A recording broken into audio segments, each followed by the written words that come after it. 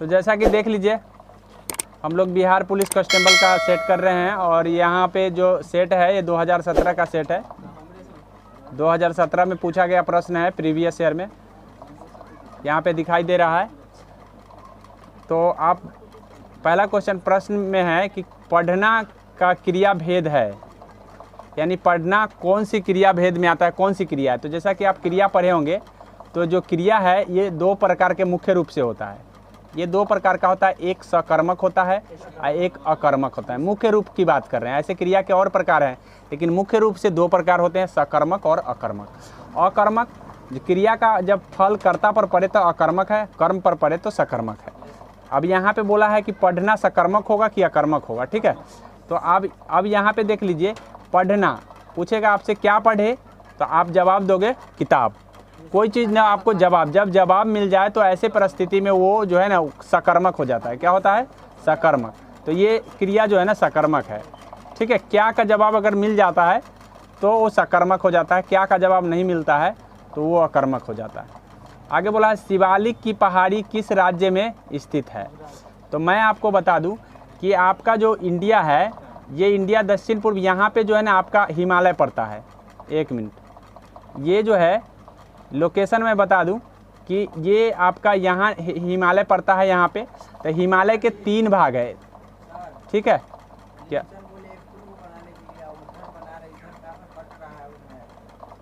अच्छा, सॉरी, चलो। जैसा कि मैं आपको बता दूं शिवालिक के बारे में बोला है, तो शिवालिक के लिए आप देख लीजिए कि आप इंडिया के उत्तर पूर्व में जाइएगा तो यहाँ पे 3 भाग है हिमालय का, ठीक है। सबसे ऊपरी को हम बृहद हिमालय, उसके बीच को हम मध्य हिमालय और सबसे निचली हिमालय को शिवालिक हिमालय के नाम से जानते हैं। 3 भाग बनाए गए हैं, ठीक है, ये याद रखिएगा। तो यही बोला है कि आपको पता होना चाहिए कि ये भारत के उत्तर पूर्व में पड़ रहा है, ठीक है। उत्तर पूर्व में पड़ रहा है, तब उत्तर पूर्व में पड़ रहा है तो उत्तर पूर्व ये राज्य कौन कौन है इसमें ऑप्शन में देख लेते हैं। ऑप्शन में मात्र एक ही राज्य है जो हिमाचल प्रदेश उधर पड़ता है, नहीं तो ये सब दक्षिणी राज्य है, सब के सब दक्षिण में पड़ता है। सब के सब आपको पता होना चाहिए कि ये तटीय इलाका वाला राज्य है। अब तटीय का इलाका वाला राज्य है तो एक के वो आंसर आपका हिमाचल प्रदेश हो जाएगा।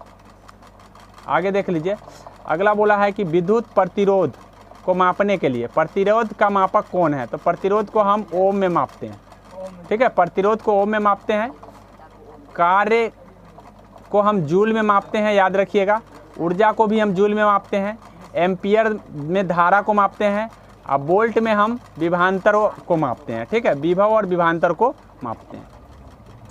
आगे देख लीजिए, आगे बोला है fill in the blanks with suitable gerund, सही जिरंड चुनना है। तो आपको पता होना चाहिए कि जिरंड इसमें कई गो, एक ही ऑप्शन में है, जिरंड एक ही हो ना। तो सिंपल भाषा में लगा, जिरंड किसको कहते हैं, तो V प्लस ING को जिरंड कहा जाता है। तो एक के गो में तो जिरंड लगल है, बस आंसर आ गया, ठीक है। लेकिन याद रखिएगा, थोड़ा सा एक रूल याद रखने की ज़रूरत है। आपको याद रखना है कि 2 के बाद हमेशा V1 आता है, लेकिन यहाँ पर V4 काहे लिख दिया। तो एक अपवाद है जिसको हम एवर्सी कहते हैं, ठीक है। एवर्स 2 अगर आता है तो उसके बाद V4 लगता है, और एक यूज्ड 2 आता है तो उसके बाद V4 लगता है, याद रखिए। यूज्ड 2 के बाद और एवर्स 2 के बाद V4 लगता है, बाद बाकी सब के साथ 2 प्लस V1 होता है। ये बात ध्यान में कर लीजिएगा, ये रूल्स बताते हैं हमें। आगे है, अगला बोला है कि पंजाब में भूमि अपरदन के मुख्य कारण क्या है। तो पंजाब में सघन कृषि अधिक होता है, इसी के कारण से भूमि अपरदन होता है। सघन कृषि का मतलब बहुत ज़्यादा, थोड़ा सा भी जगह नहीं है जो बिना खेती किए हुए रहता है। तो स्वाभाविक है कि पूरा खेतों से भरा है, 1 मिनट नहीं उसको फुर्सत है। तो ज़्यादा अगर उसमें दीजिएगा, उपजाना चाहिएगा तो उसमें क्या देना पड़ेगा, केमिकल। और केमिकल से उपजाते क्या हो गया कि उर्वरक ज़्यादा प्रयोग किए तो मिट्टी खराब हो गया, तो भूमि अपरदन बोला है तो भूमि का क्षय हो गया। क्या हो गया? भूमि का क्षय हो जाना, ठीक है। ज़्यादा करने से क्या हो गया, भूमि उड़ भी जाता है। भूमि हवा आता है, आंधी आता है तो उससे क्या हो जाता है, उड़ गया, तो भूमि का वो अपरदन ही कहलाता है, याद रखिए। बोला है सतत पोषणीय विकास का क्या अभिप्राय है। अब सतत पोषणीय विकास का मतलब ऐसा विकास जो हमेशा चले उस विकास को सतत पोषणीय विकास कहते हैं। अर्थात कहने का मतलब है कि आप अभी 4 रुपया कमा रहे हैं, एक दिन आप क्या कमाने लग गए 8 रुपया, तो आपका ये विकास नहीं है, ठीक है। क्योंकि अगर ये 8 रुपया आपने कमाए हैं और 8 रुपया में आपने खर्चा ही इस तरह से किया कि आपको शरीर में बीमारी पकड़ लिया, ठीक है। 8 रुपया तो आपने कमा लिया लेकिन शरीर में बीमारी पकड़ लिया, तो शरीर में ये बीमारी पकड़ने का मतलब है उससे ज़्यादा खर्चा आपको शरीर में पड़ जाएगा, तो ये सतत पोषणीय विकास नहीं है, ठीक है। सतत पोषणीय विकास का मतलब होता है कि रेगुलर जो है ना डेवलपमेंट हो, रेगुलर डेवलपमेंट होगा तभी जा कर के जो है विकास होगा। तो ये ध्यान रखना है कि सतत पोषणीय विकास का क्या मतलब होता है हमेशा। अब ऑप्शन से देख लीजिए, बोला ऐसा विकास जिसके पर्यावरण दूषित हो, तो नहीं, पर्यावरण दूषित हो गया तो इसका मतलब वो विकास नहीं, वो तो शरीर को खराब ही कर देगा। उसके बाद बोला ऐसा विकास जो कुछ समय के लिए हो, कुछ समय के लिए नहीं, हमेशा के लिए होना चाहिए, ठीक है। विकास जिससे पर्यावरण में कोई हानि ना पहुँचे, हाँ इसको मान सकते हैं। पर्यावरण अगर सही बचा हुआ है तो इसका मतलब है कि वो विकास सही है, ठीक है। आगे देख लीजिए, पोलियो तथा चेचक की बीमारी के होने का क्या रीज़न है। तो आप इस सबको पता है कि पोलियो वायरस के कारण होता है, वायरस को ही विषाणु कहते हैं, वायरस को ही विषाणु का। अभी कोरोना वायरस हुआ है वो किस कारण से हुआ, विषाणु के कारण हुआ, याद रखिएगा। कोरोना वायरस भी विषाणु का कारण हुआ था, जिसको हम विषाणु या वायरस के नाम से जानते हैं। आगे बोला है the dash of the cast, यहाँ बोला है fill in the blanks write homophones, write homophones को आपको भरना है। तो राइट होमोफॉन्स को भरने के लिए यहाँ पे ऑप्शन देखेंगे कि कौन सही बैठता है। बोला है dash of the cats are sharp. अब यहाँ ऑप्शन देख लीजिए, ऑप्शन क्या कह रहा है। ऑप्शन कह रहा है कि दिख रहा है, ऑप्शन कह रहा है कि पाइयस होगा, ठीक है, पॉज होगा, ठीक है, और पॉज होगा। तो ये पॉज का मतलब रोकना होता है, पॉज का मतलब पंजा होता है, ठीक है। तो यही पंजा होगा, बिल्ली के पंजा की बात कर रहा है, ठीक है। हाँ, आगे बोला है निम्न में से कौन मछली नहीं है। तो शार्क मछली है, रोहू मछली है, इलेक्ट्रिक रे मछली है, वेल मछली नहीं है, स्तनधारी है, स्तनधारी, याद रखिएगा। वेल मछली नहीं है, स्तनधारी है ये, और स्तनधारी प्राणी में आता है क्योंकि वो बच्चा देता है, ठीक है। इसीलिए मछली का प्रकार है, सारे मछली का प्रकार है।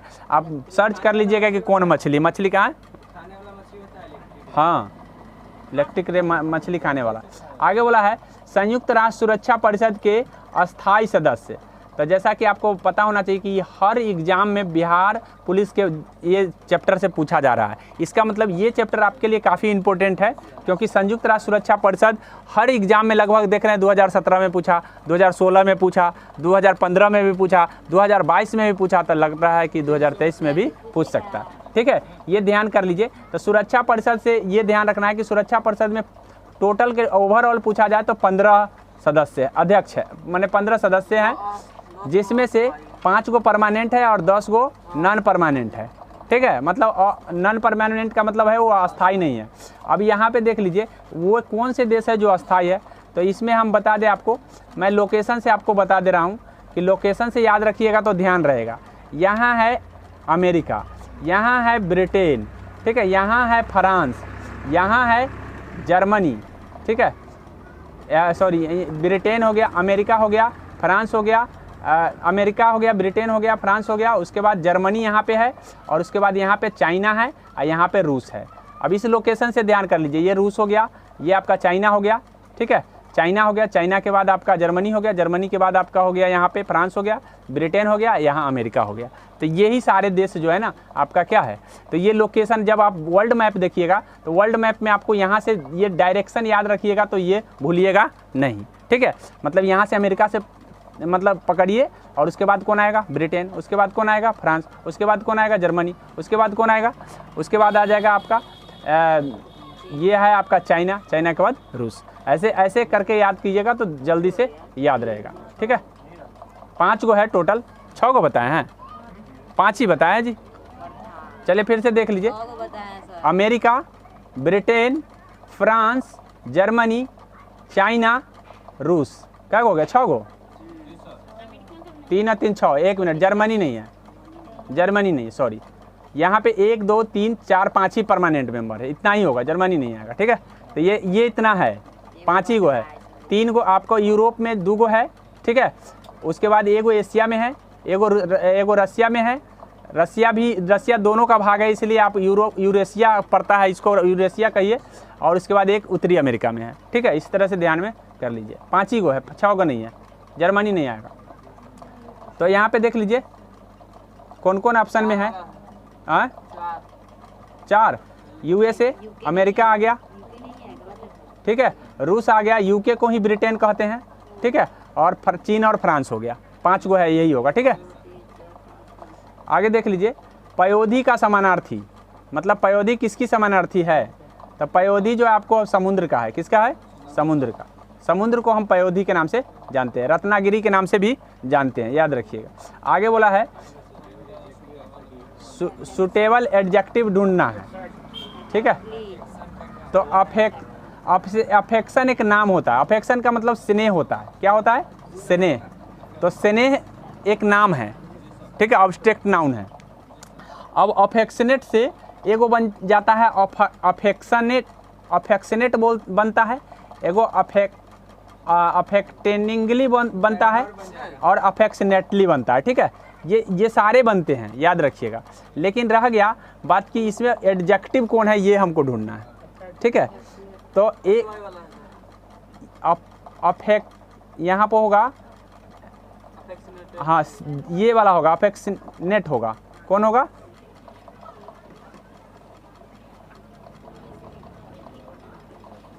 चलिए ये देख लीजिए, ये हो जाएगा आपका अफेक्शनेट हो जाएगा। अगला है जीएसटी कब लागू, जीएसटी का कानून लागू करने वाला पहला राज्य पूछा है। तो याद रखिएगा कि 2017 जुलाई 2017 में जीएसटी लागू हुआ था, 2017 में। अब जुलाई 2017 में लागू हुआ था, तो थोड़ा जीएसटी से आपको ये भी बात याद रखना है कि कौन सा संशोधन हुआ था। तो संशोधन 101वां हुआ, 101वां, ठीक है। जीएसटी का कन्यादान याद रखिएगा, 101वां, अर्थात संशोधन 101वां है, ठीक है। तो ये ध्यान रख कर लीजिए। अब यहाँ पे ध्यान में करने का मतलब है कि ये सबसे पहले कौन राज्य लागू किया था। तो सबसे पहले असम लागू किया, ठीक है, असम। अब उसके बाद मैथ से है, मैथ से बोला है कि भाई a+b के होल स्क्वायर को और a-b के होल स्क्वायर को जोड़ेंगे तो क्या आएगा। तो 2 × a² और जोड़ b², ये मैं बता चुका हूँ कई बार, ठीक है, ये आता है। लेकिन अगर इसको घटाएंगे तो 4ab आता है, याद रखिएगा। घटाएंगे तो क्या आएगा, 4ab। अगर यहाँ प्लस की जगह माइनस दे देगा तो सीधे 4ab आंसर आएगा। लेकिन अगर प्लस देता है तो 2 × a² + b² आएगा। इस बातों को भी ध्यान में रखना है। अगला है, ये इसका आंसर हो जाएगा 4। बोला पानी को रोगाणु मुक्त करने के लिए उपयोग में लाए जाने वाले रसायन क्या है। तो क्लोरीन का भी उपयोग करते हैं और ओजोन का भी उपयोग करते हैं, O3 का भी उपयोग किया जाता है और Cl2 का भी उपयोग किया जाता है, याद रखिएगा। तो इसका दोनों हो जाएगा, ये वाला ऑप्शन सही हो जाएगा। आगे प्रश्न है,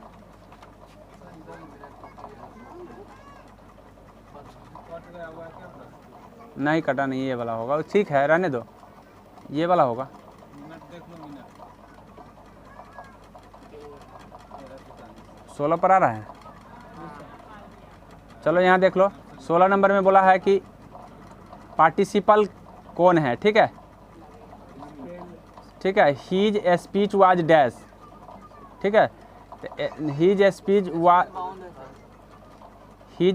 वाज बाउंड होगा, बाइंडेड होगा। तो बाइंडेड तो होता नहीं है, ठीक है।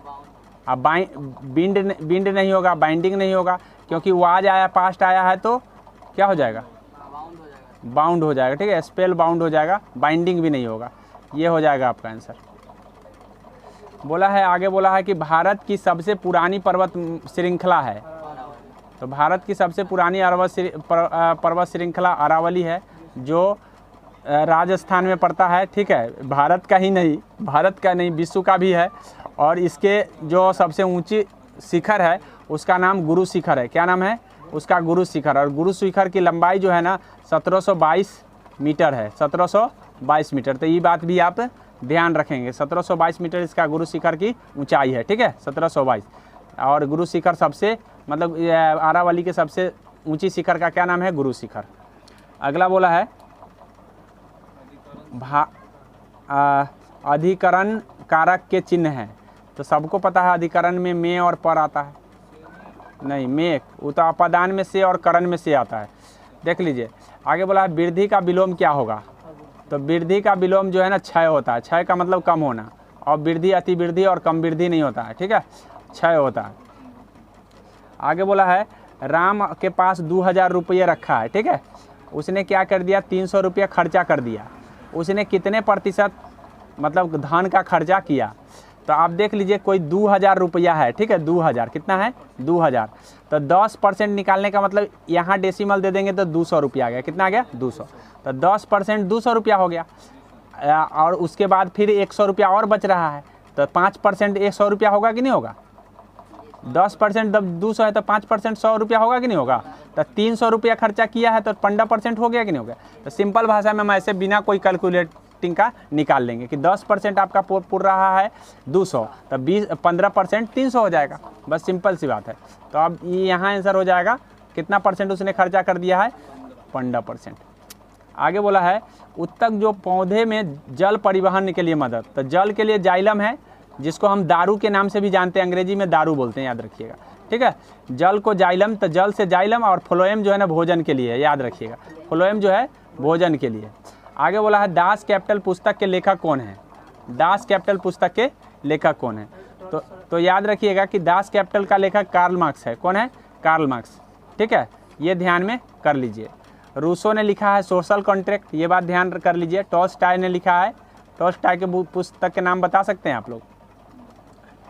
नहीं पता है, चलिए देख लीजिए, एक बार देख के कमेंट कर दीजिएगा, क्योंकि टॉल्स्टॉय एक बुक लिखा है जिसको मतलब बहुत चर्चित है।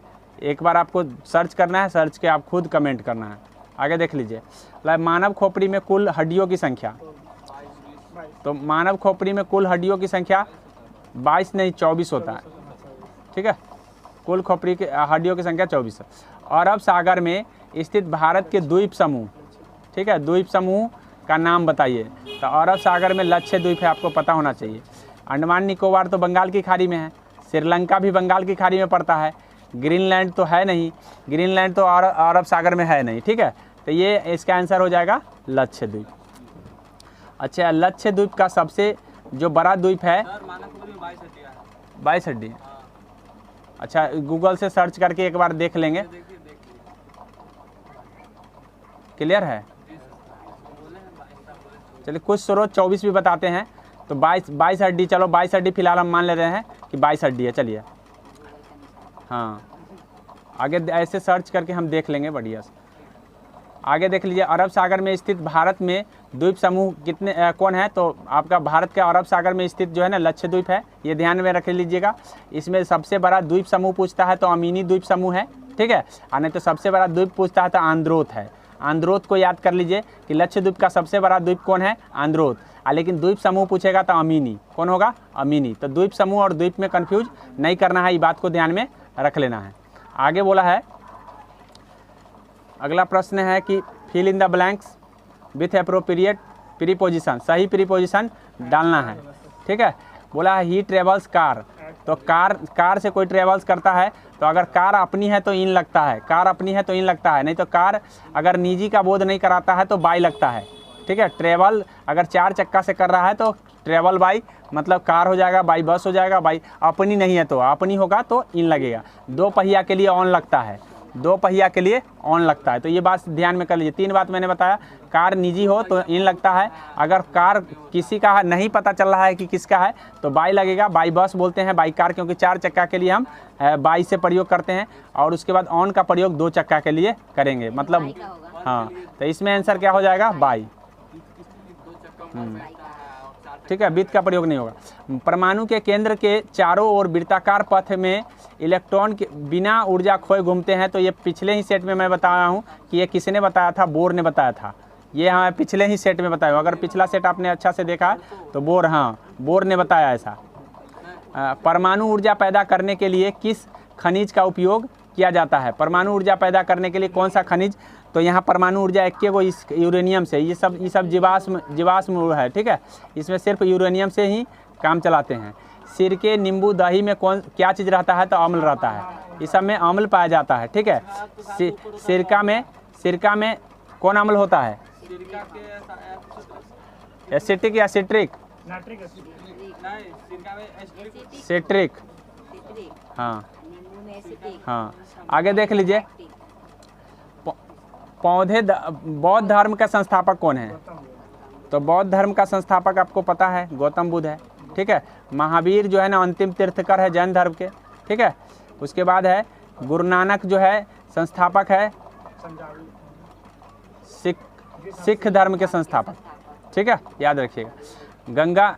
गंगा नदी सफाई कार्यक्रम के साथ सहयोग कौन कर रहा है, तो ये सहयोग कर रहा है आपका जर्मनी, ठीक है। जर्मनी के सहयोग से गंगा नदी की सफाई चल रहा है। निम्नलिखित में से कौन सा भारत के भुगतान की स्थिति को संतुलन को सुधार में मदद नहीं करता, तो ये आपका अर्थशास्त्र का प्रश्न है, याद रखिएगा। बोला है कि रुपया का अवमूल्यन कर देंगे तो, ठीक है, निर्यात कर देंगे तो, निर्यात शुल्क लगा देंगे तो, आयात शुल्क लगा देंगे तो, और आयातित प्रतिस्थापन कर देंगे, ठीक है। तो पहले सबसे पहले बात जान लीजिए कि रुपया का अवमूल्यन होता क्यों है। रुपया का अवमूल्यन होता इसलिए है कि हम अपने रुपया का भाव गिरा देंगे तो क्या होगा कि ज़्यादा से ज़्यादा लोग बाहरी वस्तु हमारे यहाँ, मतलब हमारा जो सामान है ज़्यादा से ज़्यादा बिकाएगा, हमारा सामान ज़्यादा से ज़्यादा बिकाएगा, इसीलिए हम मूल्य के भाव को कम कर देते हैं, अवमूल्यन करते हैं। तो इसका मतलब है कि ये सही है, हमारा सामान बेचना है तो स्वाभाविक है भुगतान संतुलन तभी होगा जब हमारा सामान बिकेगा, तो ये सही हो गया। दूसरा है निर्यात पर उच्च शुल्क लगाना, तो निर्यात पर उच्च शुल्क अगर लगा देंगे तो हमारा सामान बिकवे नहीं करेगा, बिकेगा ही नहीं, तो इसीलिए आपका आंसर 2 हो जाएगा। आयात पर उच्च शुल्क लगा सकते हैं ताकि बाहर का सामान हमारे यहाँ ना आए, हमारे यहाँ बाहर का सामान ज़्यादा आएगा तो हमको पैसा खर्चा करना पड़ेगा। आयात का मतलब है बाहरी सामान हमारे यहाँ आना, निर्यात का मतलब है कि हमारा सामान दूसरे जगह जाना। अब दूसरे जगह हमारा सामान जाएगा तो वहाँ से पैसा आएगा, तो इसीलिए हम इस पर हम कुछ नहीं करेंगे, अर्थात 2 नंबर आंसर हो जाएगा, बाद बाकी आपका सब सही है। बोला शैशव शब्द बना हुआ है, तो शैशव शब्द एक भाववाचक संज्ञा है, याद रख लीजिए। शैशव जो है ना शिशु से शैशव बना है, शिशु कॉमन नाउन है और वही भाववाचक संज्ञा में आ जाता है आपका शैशव, शिशु से शैशव बना हुआ है। बोला है ब्रिटिश शासन के दौरान भारतीय हस्तशिल्पों के क्षय का प्रमुख कारण क्या है। बोला है कम कीमत वाली मशीन बनाया, भेदभावपूर्ण टैरिफ नीति लगाया, तो दोनों सही है, ठीक है। उसने कम कीमत वाला मशीन बनवाया और भेदभावपूर्ण टैरिफ मतलब टैक्स लगाया था, इसीलिए हमारे यहाँ जो है विकास नहीं हो पाया था। अब अगला प्रश्न की ओर बढ़ेंगे। अगला प्रश्न बोला है भाग। अब इसका आंसर आप लोग खुद से जवाब दीजिए, कौन आंसर आएगा, कोई बताइए, जल्दी बताइए, क्या होगा आंसर। 0 नहीं होगा, अपरिभाषित होगा। कभी भी कोई संख्या के नीचे 0 नहीं होता है, याद रखिएगा। 0 बटे जितना दे दीजिए वो हो जाएगा, 0 बटे 50, 100, लाख, 1000, करोड़ दे दीजिए, उसका मान 0 आ जाएगा। लेकिन किसी का नीचे 0 नहीं होता है, सभी संख्या के नीचे 1 छुपा हुआ होता है, इसीलिए मतलब परिभाषित नहीं किया जा सकता, ये बात होगा।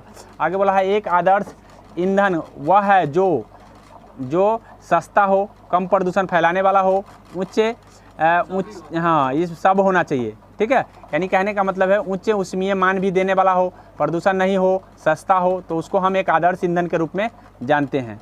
बोला है let us play dash chess, ठीक है। तो याद रखिएगा कि कोई भी खेल के नाम के पहले हम आर्टिकल पढ़ाए हैं तो आर्टिकल नहीं लगता है, क्या है, नॉट आर्टिकल, मतलब आर्टिकल किसी भी खेल के नाम के पहले नहीं लगता है, तो यहाँ नो आर्टिकल आंसर हो जाएगा। ये बात अगर ध्यान रहेगा तो आपको बीमारी के नामों के पहले भी नहीं करते हैं, लेकिन कुछ अपवाद में बीमारी है जिसके पहले हम करते हैं, वो इसको याद रखना। हिंदी साहित्य का सबसे प्रसिद्ध उपन्यासकार, हिंदी साहित्य का सबसे प्रसिद्ध उपन्यासकार का नाम है मुंशी प्रेमचंद, ठीक है। मुंशी प्रेमचंद काफ़ी उपन्यास में प्रसिद्ध है हिंदी साहित्य में। आगे बोला है यूज द करेक्ट एंटोनिम, मतलब उल्टा शब्द को ढूंढना है। यहाँ प्रेटी का उल्टा क्या होगा, प्रेटी का मतलब प्रिय होता है, तो इसका उल्टा अगली हो जाएगा, अगली का मतलब क्रूर होता है, ठीक है, अगली का मतलब क्रूर। प्रीति कौन होता है, जो देखने में सुंदर हो, तो अगली होगा जो देखने में क्रूप हो, तो इसलिए ध्यान रखिएगा उसका आंसर वही हो जाएगा। उसके बाद बोला है कि जब एक बस अचानक चलना शुरू करता है तो बस के अंदर बैठे यात्रियों की यात्रियों की पीछे की तरफ धक्का लगता है। तो पीछे की ओर चाहे आगे की ओर धक्का लगने वाला न्यूटन का फर्स्ट लॉ है, न्यूटन का फर्स्ट लॉ। तो यहाँ पे कौन न्यूटन का पहला लॉ हो जाएगा, चाहे आगे की ओर धक्का चाहे पीछे की ओर धक्का वाला बात आएगा। चलते मतलब विराम जड़त्व हो चाहे गति जड़त्व हो, ये दोनों न्यूटन का फर्स्ट लॉ है। आगे बोला है दो निकायों के बीच गुरुत्वाकर्षण बल क्या होता है। तो दो निकायों के बीच जो है ना गुरुत्वाकर्षण बल हमेशा जो है प्रतिकारक होगा, ठीक है, हमेशा जो है ना प्रतिकारक होगा। आगे बोला है संस्कृत के जो शब्द मूल रूप से हिंदी में प्रयोग किए जाते हैं उसको तत्सम कहते हैं और उसका बिगड़ा हुआ रूप को तद्भव कहा जाता है। देश में पैदा होने वाले को देशज, विदेश में पैदा होने वाले को विदेशज। और तद्भव किसको कहते हैं, संस्कृत का बिगड़ा हुआ रूप। मूल शब्द को क्या कहते हैं, तत्सम। इस बात को ध्यान में कर लीजिए। क्षेत्रफल के दृष्टि से भारत का सबसे बड़ा राज्य कौन है, तो भारत का सबसे बड़ा राज्य आपका राजस्थान है, ये बात ध्यान में कर लीजिए। दूसरा नंबर पर कौन आता है, कोई कमेंट कर दीजिएगा, ठीक है, कि दूसरे नंबर पर कौन आता है। देश का सबसे बड़ा हो गया, देश का सबसे बड़ा सार्वजनिक क्षेत्र का संगठन कौन है, तो देश का सबसे बड़ा सार्वजनिक क्षेत्र, सार्वजनिक का मतलब सरकारी, तो सरकारी में आपका रेलवे हो जाएगा। कौन हो जाएगा, रेलवे। उसके बाद बोला है वैश्वीकरण से क्या मतलब है, वैश्वीकरण का मतलब है दुनिया को बाजारों को जोड़ना। वैश्वीकरण का सिंपल अर्थ है दुनिया को बाजारों को एक जगह एक प्लेटफार्म पर लाना। तो यहाँ पे बोला है अपनी अर्थव्यवस्था का विश्व में अर्थव्यवस्था, अपनी अर्थव्यवस्था विश्व अर्थव्यवस्था, सामंजस्य स्थापित करना, कानून में ढीली करना, आयात निर्यात पर अंकुश लगाना। तो यहाँ पे हम कह सकते हैं सिंपल भाषा में कि अगर इकट्ठा आएंगे तो सामंजस्य स्थापित होगा। क्या होगा, सामंजस्य, मतलब एक दूसरे से मेल भाव होगा। इकट्ठा होने का मतलब यही हुआ। तो यहाँ पे हो जाएगा सामंजस्य स्थापित करना। बोला है भ्रष्टाचार को नियंत्रित करने के लिए भारत सरकार का संगठन, मतलब कौन जो है जो भ्रष्टाचार को नियंत्रित करता है, तो ये भ्रष्टाचार को नियंत्रित केंद्रीय सतर्कता आयोग, केंद्रीय सतर्कता आयोग जो है भ्रष्टाचार को नियंत्रित करता है। सीवीसी विजिलेंस कमीशन, जिसको हम विजिलेंस सीवीसी कहते हैं, ठीक है, ठीक है, विजिलेंस कमेटी होता है ये। तो ये ध्यान में कर लीजिए, केंद्रीय सतर्कता आयोग क्या करता है, भ्रष्टाचार पर नियंत्रण। किसी को छापा मारता है, मतलब जिसको हम विजिलेंस कहते रहते हैं अपने भाषा में, विजिलेंस आएगा, छापा मारेगा, तो यही विजिलेंस जो होता है यही केंद्रीय सतर्कता आयोग हिंदी में इसको कहते हैं। तो ये भ्रष्टाचार को क्या करता है, नियंत्रित, मतलब कोई घूस लेता है तो उसका छापा कौन मारता है, सीबीसी मारता है। और सीबीसी की स्थापना, ठीक है, केंद्रीय संस्थानम समिति के सिफारिश पर हुआ था, ये बात ध्यान में कर लीजिए। बोला है बसीय पदार्थ ज़्यादा खाने से क्या होता है, तो मोटापा भी हो जाता है, कमजोरी भी हो जाता है, वजन में भी कमी आ जाता है, सभी हो जाएंगे, ठीक है, ये ध्यान में कर लीजिए, ये सारे हो जाते हैं। हाँ, कमजोर हो जाएगा, वजन में कमी आ सकता है उसके। आगे बोला है वह कौन सा मुख्य कारक था जिनमें शहरीकरण के स्वरूप पर गहरा प्रभाव पड़ा, मतलब शहरीकरण को पैदा किसने किया, ये हमारा कुल मिला के ये बोला। तो शहरीकरण को पैदा करने वाला यही आपको ध्यान में रखिएगा कि औद्योगिकरण, औद्योगिकरण नहीं होता तो शहरीकरण नहीं आता। उद्योग बना, लोग शहर में गए काम करने, काम किए, इससे क्या है, शहरीकरण हो गया। आगे बोला है केचुए में श्वसन अंग का नाम बताइए, ठीक है, तो गीली त्वचा से वो सांस लेता है, कोई विशेष अंग उसमें नहीं होता है, गीली त्वचा से वो सांस लेता है, इसीलिए वो चलते रहता है तो हमेशा पानी छोड़ते रहता है, देखते होंगे, ठीक है, गीली त्वचा में वो सांस लेता है, याद रखिएगा, उसका कोई श्वसन अंग नहीं है।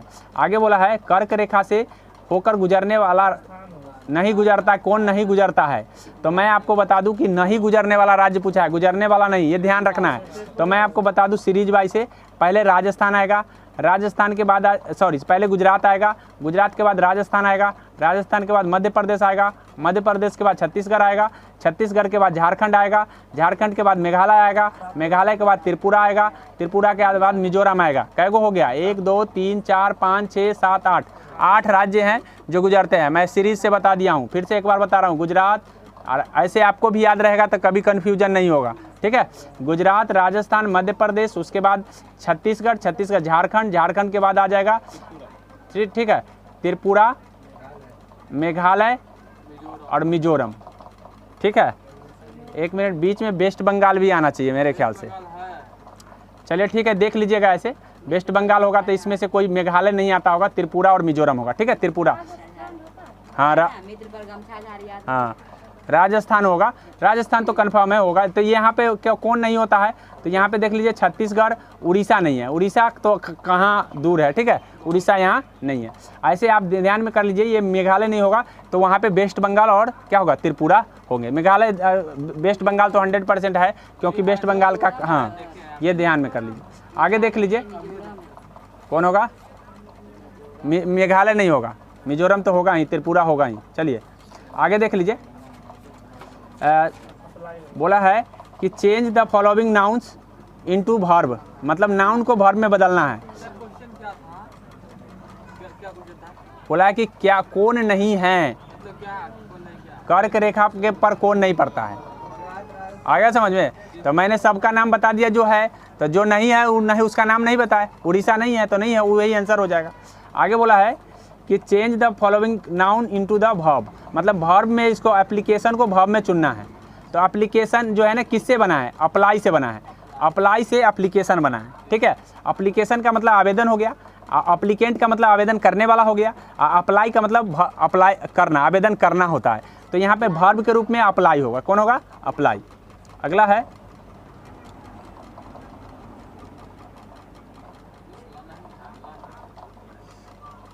अगला प्रश्न, ये एप्लीएंस नहीं होगा, याद रखिएगा, और एप्लीकेबल नहीं होगा, ठीक है, एप्लीकेबल। चलिए अब अगला है, वह गुण जिसके कारण कोई पदार्थ वायुमंडल की नमी सोख लेता है। तो पिछले वीडियो में बताए हैं, बताओ कौन होगा, परस्वेदन होगा। इसका मतलब पढ़ते नहीं हो ढंग से। चलो आगे देखो, it is not easy dash all people, ठीक है। यहाँ पे बोला है ईजी, तो ईजी एक वर्ब है, तो यानी कहने का मतलब है इसके बाद टू आएगा, टू के बाद V1 आएगा, क्या कौन आएगा, हाँ टू प्लीज होगा, यहाँ पे कौन हो जाएगा, टू प्लीज हो जाएगा। आगे बोला उत्तराखंड और उत्तर प्रदेश, बिहार, पश्चिम बंगाल और सिक्किम की सीमाएं किस देश से मिलती है। तो ये सारे के सारे आपको नेपाल से मिलने वाला राज्य है, सारे के सारे नेपाल से मिलने वाला राज्य है, याद रखिएगा। भारत में पहली रेलवे टर्मिनल कौन सी थी, ठीक है, क्या बीच नहीं आएगा तो इसको घुमाओ, नहीं दिख रहा इतना। बोला भारत में पहली रेलवे टर्मिनल कौन सी थी, तो भारत में पहली रेलवे टर्मिनल जो है बोरो बंदर, ठीक है, थाने तक तो चलाया गया था, लेकिन बना था टर्मिनल पहले बोरो बंदर, ठीक है। हाँ, निम्न में धातु, बोला धातु बताइए, कौन है धातु, धातु बताइए, अधातु बताइए। ये धातु है, ये धातु है, और ये भी धातु है, ये अधातु है, फ्लोरीन, CO धातु है, कोबाल्ट होता है, कोबाल्ट धातु है, कहाँ से पढ़ लिए, हाँ तो फ्लोरीन धातु नहीं होता है, ठीक है, फ्लोरीन अधातु है। हाँ आगे बोला है, दक्षिण पश्चिम मानसून के समय आर्द्र पवनें कहाँ बहती है, ठीक है। जो आर्द्र पवनें स्थल से समुद्र की ओर, समुद्र से स्थल की ओर, पठार से मैदान की ओर, पहाड़ से प्रदेशों की। तो दक्षिण पश्चिम मानसून के समय जो है ना समुद्र से आएगा और किस स्थल की ओर जाएगा, यही ना, समुद्र से आता हुआ जिधर से आता है और किधर जाएगा, स्थल की ओर, तो क्या हो जाएगा, समुद्र से स्थल की ओर। आगे समझ में। हीराकुंड नदी परियोजना किस नदी पर स्थित है, हीराकुंड तो इस पिछले वीडियो में बताया है, महानदी पर, ठीक है। वनों के वितरण को दिखाने वाले मानचित्र, तो वन के जो वितरण दिखाता है उसको थीमेटिक मैप कहते हैं, क्या कहते हैं, थीमेटिक मैप के प्रकार थीमेटिक होता है, भौतिक होता है, राजनीतिक होता है, ये बात ध्यान में कर लीजिए। हाँ चलिए आगे देख लीजिए। आगे बोला है मीथेन मतलब CH4 के अणु में केवल एक अबांध है, हाँ तो केवल एक अबांध होते हैं, CH4 जो है ना ऐसे जुड़े होते हैं, C एक C इधर, एक C इधर, एक C इधर, एक 4 गो H लगा देंगे तो एक अबांध, एकल अबांध हो गया, क्या हो गया, सिंगल बॉन्ड से जुड़े होते हैं सारे, इसलिए एकल अबांध कहते हैं। आगे समझ में। हाँ दो गो से दुई बंधन से जुड़ा है, मतलब C जुड़ा हुआ होता है तो दुई बांध बनाता है, ठीक है, याद रखिएगा। तो इस तरह से ध्यान में कर लीजिए। आगे बोला है एक तत्व की दरम्यान की संख्या द्रव्यमान संख्या है 32 और परमाणु संख्या है 16, तो इसके परमाणु में न्यूट्रॉनों की संख्या कितनी होगी? तो याद रखिएगा कि द्रव्यमान संख्या A बराबर होता है Z प्लस P होता है, Z प्लस P। अब यहाँ Z प्लस P होता है तो ये द्रव्यमान होता है, तो द्रव्यमान 32 हो गया, एगो दिया है 16, ठीक है, ये 16 परमाणु संख्या 16 दिया है, Z न्यूट्रॉन हो जाएगा, तो यहाँ ये घट जाएगा तो क्या गो बचेगा? 16 ही बचेगा ना, तो 16 आंसर आ जाएगा। चलिए आगे देख लीजिए। आगे बोला है एक ट्रेन 54 किलोमीटर प्रति घंटा के गति से आगे बढ़ रहा है और कितने मीटर प्रति सेकंड से गति, मतलब बोला है किलोमीटर प्रति घंटा दिया हुआ है 54, तो इसको मीटर प्रति सेकंड में बदल दीजिए। तो क्या करते हैं हम 5/18 से गुना कर देते हैं, बस कुछ नहीं करते हैं, 5/18 से गुना। किलोमीटर प्रति घंटा से मीटर प्रति सेकंड में लाने के लिए क्या करते हैं 5/18, 18 3 54, तो 15 आ जाएगा, कितना आ जाएगा? 15 मीटर प्रति सेकंड। बोला है लार्वा का मुख्य उग्र परिवर्तनों द्वारा वयस्क में बदलने की प्रक्रिया, मतलब लार्वा जब वयस्क में बदलता है तो उस कौन सा परिवर्तन होता है? वृद्धि होता है, कायांतरण होता है, ठीक है। तो यानी कहने का मतलब है कि यहाँ पे लार्वा से जब बदलता है तो वृद्धि और कायांतरण दोनों ही होते हैं, ठीक है, वृद्धि और कायांतरण दोनों ही होते हैं। बोला है एक चतुर्भुज के दोनों कोण, 2 कोण दिए हुए हैं, एगो 110 दिया है, एगो 100 दिया है, और बाकी 2 कोण बराबर है, बाकी 2 कोण प्रत्येक 2 कोणों का माप है, ठीक है, यानी बराबर है। तो बताइए कि उसका प्रत्येक कोणों की माप क्या है? तो एगो 110 दिया हुआ है, एगो 100 दिया हुआ है, जो 2 गो है वो दोनों बराबर है, तो 1x 2x हो गया, कितना हो गया? सब जोड़ के कितना आता है चतुर्भुज के? 360। अब 360 में से इतना घट जाएगा, ये कितना है? 210। 210 जब घट जाएगा तो कितना बच जाएगा? 0 5 1, 150 बचा ना, तो 2x बराबर 150 हो गया, तो x बराबर कितना आ जाएगा? 75। x का मान कितना आ जाएगा? 75। तो आप बताइए 75 दिया है ऑप्शन में? 100% दिया होगा। आगे देख लीजिए, कौन सी नदियां अरब सागर में गिरती है? तो अरब सागर में गिरने वाली नदियां देख लीजिए। मैं आपको बता दूं कि अरब सागर में कौन सी, अरब सागर में गिरने वाली नदियां, तो जो इधर गिर रहा है वही अरब सागर में गिर रहा है, ठीक है। तो नर्मदा और ताप्ती का मैं बताया था कि धुआंधार जलप्रपात बनाता है और नर्मदा ताप्ती इधर ही आता है। देख लीजिए कहीं पे नर्मदा ताप्ती ऑप्शन में है नर्मदा और ताप्ती। गंगा नहीं गिरता है, गंगा बंगाल की खाड़ी में, यमुना बंगाल की खाड़ी में, सतलज और ब्यास जो है ना, ये सतलज और ब्यास सीधे पाकिस्तान में गया है, बंगाल की खाड़ी में नहीं गिरता है, ठीक है। और नर्मदा और ताप्ती क्या है? अरब सागर में गिरने वाली नदियां हैं, और ये जो है ना भ्रंश घाटी से में बहने वाली नदियां हैं, इसीलिए याद रखिएगा ये एचुरी का निर्माण नहीं करती है, एचुरी का निर्माण करती है, गाद का निर्माण नहीं करती है, ठीक है, गाद नहीं बनाता है, अर्थात डेल्टा नहीं बनाता है। डेल्टा न बनाने वाली दोनों नदी है, ये बात ध्यान में कर लेंगे। आगे बोला है एग्रोस्टोलॉजी में किसका अध्ययन करते हैं? तो घासों का अध्ययन एग्रोस्टोलॉजी में किया जाता है, याद रखिएगा। बोला है गतिज ऊर्जा का एक उदाहरण होगा चलती हुई कार, गतिज ऊर्जा, विद्युत क्षेत्र में चंडकांड, खिंचाव मुक्त रबर बैंड, उपयुक्त सभी होगा, ठीक है, सब में जो है ना गतिज ऊर्जा है। आगे बोला ईस्ट के द्वारा शर्करा का एल्कोहल में बदलना क्या कहलाएगा? किण्वन। ईस्ट ने मतलब एल्कोहल बनने की क्रिया ईस्ट में किण्वन कहलाता है, क्या कहलाता है? किण्वन। चलिए आगे 68 नंबर है, 68 नंबर को देख लीजिए। 68 में बोला है इनमें से कौन सी एक मौलिक इकाई नहीं है? मौलिक इकाई नहीं है, तो मौलिक इकाई इसमें मीटर तो है ही, मापते हैं, किलोग्राम से भी में मापते हैं, केल्विन में भी मापते हैं, क्यूबिक मीटर में नहीं मापते हैं, ठीक है, इसलिए वो मौलिक इकाई नहीं है। आगे बोला है कौन सा बायोमास ऊर्जा का उदाहरण नहीं है? बायोमास ऊर्जा का मतलब है कि जिसमें मतलब कोई जीवित जीव से बना हो, तो लकड़ी जीवित जीव से बना है, गोबर गैस भी बना हुआ है, ये कोयला भी बना हुआ है, परमाणु ऊर्जा नहीं बना हुआ, ठीक है, परमाणु ऊर्जा परमाणु से बने हुए। आगे बोला है कि निम्न में कौन सा किसान के लिए कल्याणकारी योजना है? ठीक है, नहीं है, किसान के लिए कल्याणकारी नहीं है। किसान क्रेडिट कार्ड तो होगा ही, ठीक है। बोला है SHG बैंक लिंकेज कार्यक्रम, तो ये किसान के लिए ही चलाया गया था, ठीक है। उसके बाद बोला है राष्ट्रीय कृषि बीमा, तो कृषि बीमा भी स्वाभाविक है किसान के लिए चलाएगा। तो कर्मचारी रेफरल नहीं चलाया गया था, ठीक है, ये कर्मचारियों के लिए चलाया गया था, याद रखें, स्टूडेंट के लिए चलाया गया था। आगे बोला है राजनीति में धर्म की अलग नहीं, राजनीति से धर्म कभी अलग नहीं हो सकता। किसने कहा था? तो ये एम.के. गांधी कहते। एम.के. गांधी कहते कि राजनीति कभी धर्म से अलग नहीं हो सकता। महात्मा गांधी, एम.के. गांधी बोलते हैं, मोहनदास करमचंद गांधी। चलिए, करमचंद को भूल गए क्या? चलिए आगे देख लीजिए। 9 किलोग्राम 8 ग्राम को हम बदलेंगे किलोग्राम में तो कौन होगा? बता सकते हैं इसमें? हाँ, याद रखो 8 ग्राम है तो 8 ग्राम में 1000 से भाग करेंगे। कितना से? तो अगर 1000 से भाग होगा तो 0.008 आएगा। तो इसका मतलब क्या है? डबल 0 होना चाहिए। क्या होना चाहिए? कौन होगा? अब बहुत बचा क्या? 9.8 लगा कर निकल लेगा। तो याद रखिएगा 9.8 नहीं होगा, 9. हाँ, चलिए 2 0 वाला होगा। शिक्षा का अधिकार अधिनियम भारत में कब लागू हुआ?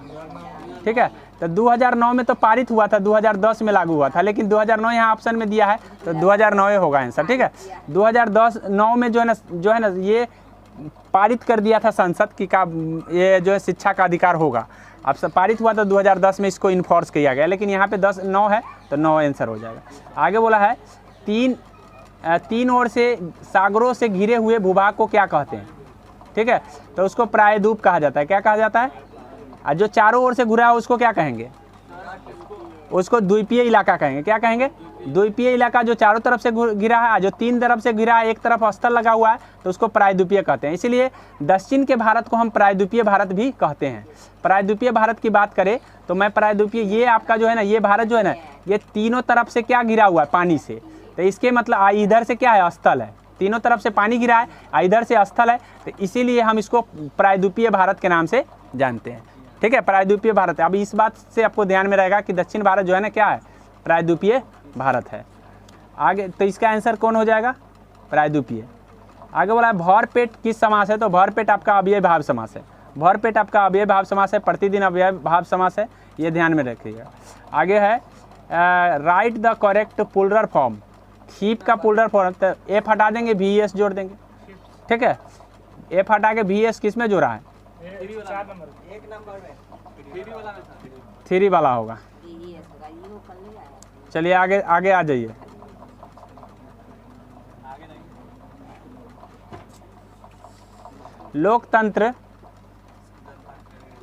लोकतंत्र का सबसे बुनियादी परिणाम क्या है? इसे बोला है लोकतंत्र का सबसे बुनियादी परिणाम क्या है? तो मैं आपको बता दूं कि लोकतंत्र का सबसे बुनियादी परिणाम क्या है? बोला है नागरिकों के प्रति जवाबदेही होना, यही सबसे बुनियादी परिणाम है। नागरिकों के प्रति जवाबदेही होना।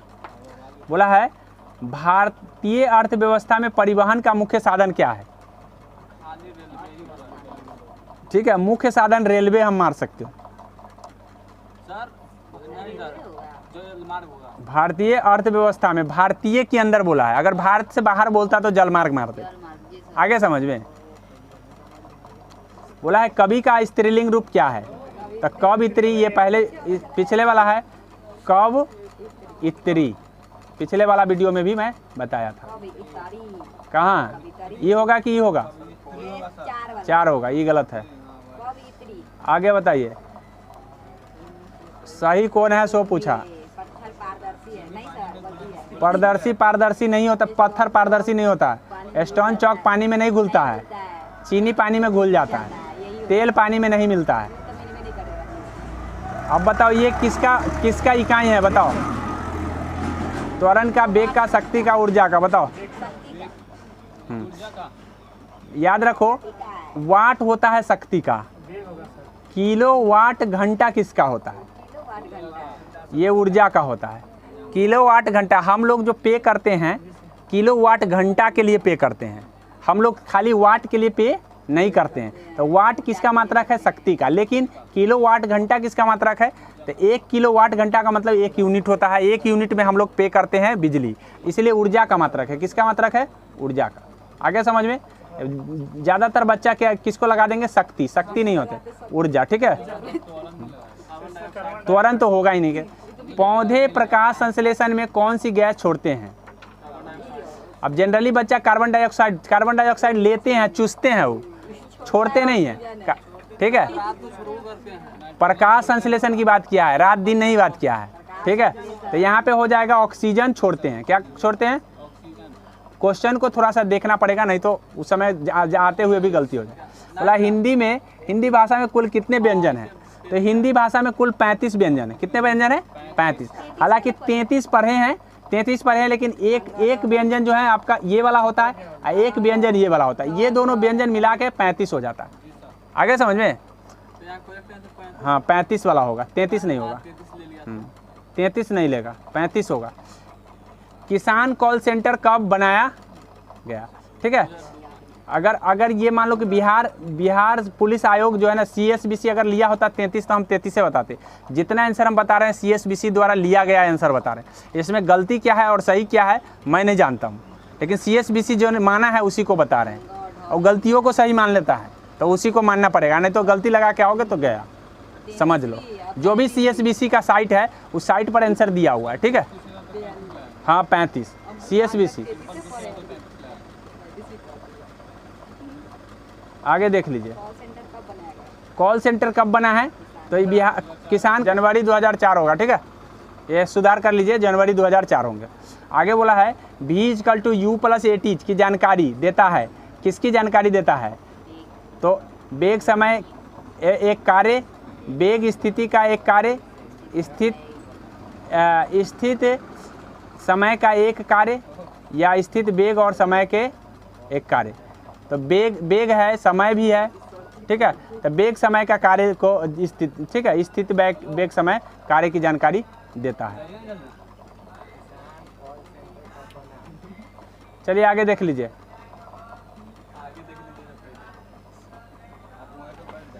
इसका तो कट गया।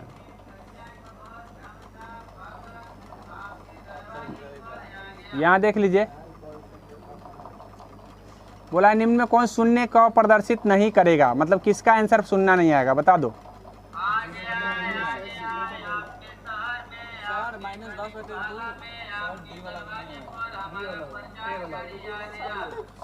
क्या है? वीडियो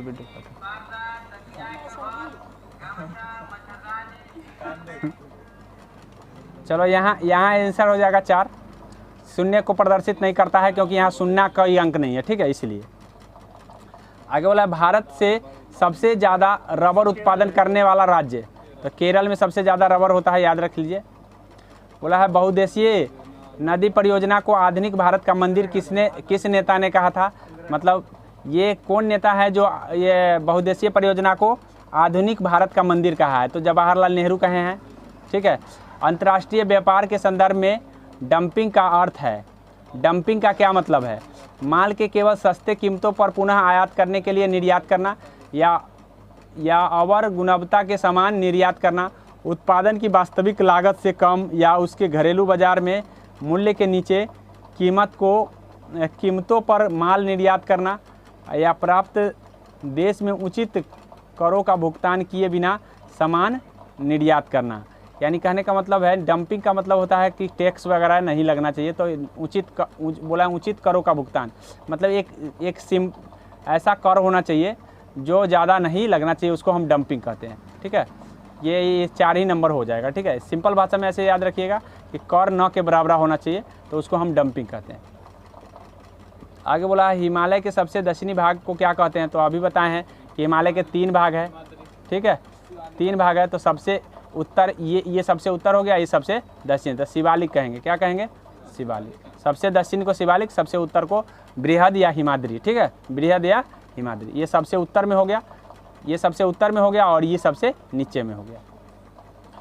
बोला है कि अमरबेल किसका उदाहरण है? तो ये परजीवी का उदाहरण है, याद रखिए। अमरबेल क्या है? परजीवी है। तो यहीं पे अपना सेशन एंड करते हैं।